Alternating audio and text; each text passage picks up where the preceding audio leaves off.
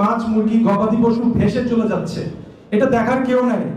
আমি বুঝি, আমি জানি আপনারা আসলে একটি ডিম বা মুরগি উৎপাদন করতে গেলে যে অক্লান্ত পরিশ্রম করেন, এবং আপনারা যে সকল এতগুলো অবস্টিকল, এতগুলো বাধা সত্ত্বেও আপনারা যে কাজ করে যাচ্ছেন, এবং এরপরেও যখন আপনারা যে ন্যায্য মূল্যটা পান না, তখন আপনাদের ঘুম কিভাবে হারাম হয় এটা আমরা বুঝি।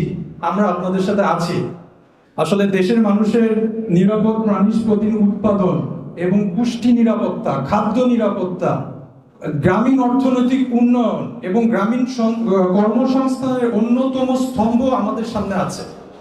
আমার এই খামারি ভাইদের ছাড়া কিন্তু আমাদের গ্রামীণ অর্থনৈতিক উন্নয়ন, গ্রামীণ কর্মসংস্থান এবং দেশের খাদ্য নিরাপত্তা এবং পুষ্টি নিরাপত্তা নিশ্চিত করা অসম্ভব। এটাই বাস্তব। অথচ বাস্তব কথা এটাই, ওনারা অনেক সময় যে উৎপাদিত ডিম এবং মুরগি উৎপাদন করে থাকেন, সেটার ন্যায্য মূল্য পর্যন্ত ওনারা পাচ্ছেন না।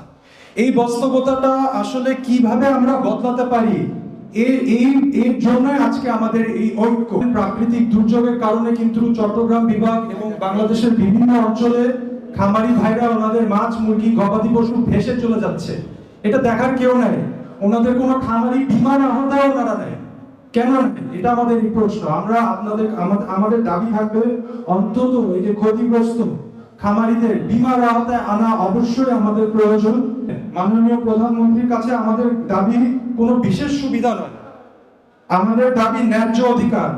আমরা চাই ডিম ও মুরগির লাভজনক বিক্রয় মূল্য নিশ্চিত হোক। আমরা চাই প্রান্তিক, ক্ষুদ্র ও মাঝারি খামারিদের জন্য স্বল্প সুদে সহজ ঋণ চালু হোক। আমরা চাই প্রত্যেক খামারি অন্তর্ভুক্ত করে জাতীয় ডিজিটাল ডেটাবেস তৈরি করা হোক। আমরা চাই নিয়মিত প্রশিক্ষণ, প্রযুক্তিগত সহায়তা ও বায়োসিকিউরিটি সেবা নিশ্চিত করা হোক। আমরা চাই দুর্যোগে ক্ষতিগ্রস্ত খামারিদের জন্য পুনর্বাসন ও সহায়তা তহবিল, খামারি বীমা চালু করা হোক। সর্বশেষে বিদ্যুৎ বিলের 20% যে প্রাপ্য ভর্তুকি পেতে প্রান্তিক খামারিদের জন্য প্রয়োজনীয় শর্ত শিথিল করা হোক। প্রিয় খামারি ভাই ও বোনেরা, মনে রাখবেন একটা কথা, আপনারা একা নয়, আপনারা লক্ষ লক্ষ মানুষের একটি পরিবার। আপনারা ঐক্যবদ্ধ থাকলে আমরা অবশ্যই বিশ্বাস করি আপনাদের যে সকল দাবিগুলো আছে আপনারা বাস্তবায়ন করতে পারবেন।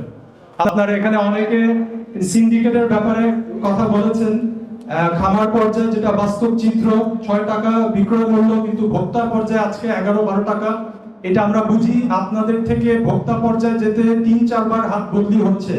এটা কেন হচ্ছে এবং এটার সমাধানটা কি? এটার সমাধান আপনারা যদি উপজেলা ভিত্তিক যে খামারি ভাই বোনরা আছেন, আপনারা যদি একত্রিত হতে পারেন, নিজেদের উদ্যোগে, নিজেদের খরচে, স্থানীয় বাজারে নিজেরা বিক্রয় কেন্দ্র তৈরি করতে পারেন, আমরা বিশ্বাস করি আপনারা যে হাত বদলি হচ্ছে, এটা আপনারা ব্যতিক্রম করে আপনারা ভোক্তার পর্যায়ে সরাসরি চলে যেতে পারবেন।